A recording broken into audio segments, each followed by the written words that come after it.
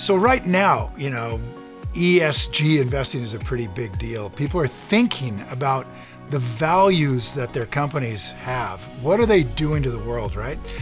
So ESG is like, kind of a thing. And we get asked all the time, what value should be in the company that I put money into? And here's the cool thing about this style of investing, this strategy. Warren Buffett, who built this strategy, has very different values than I do.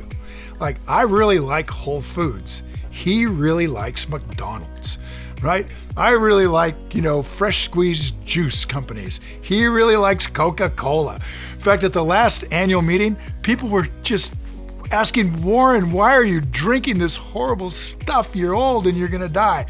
It's like, no, he says, because it makes me happy. So Warren buys companies that fit his values, and I buy companies that fit my values.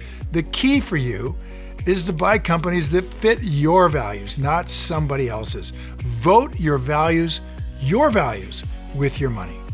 Now, what happens in a company is that sometimes you think their values are A, B, C, and you really like them, and then they change to D, E, F. It's like all of a sudden you're like, what is going on with my company? Well, if you own the whole company, you'd fire the CEO and straighten things out, but you don't. So what you do instead is you recognize that the story of this company has changed. And when that story changes, then you have to reevaluate whether you want to be the owner.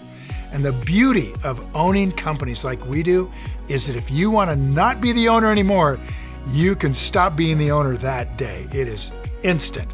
So it's really cool. You don't have to own businesses that you don't love. And you should own businesses you do love. And if the business you do love starts to become one you don't love, get on out.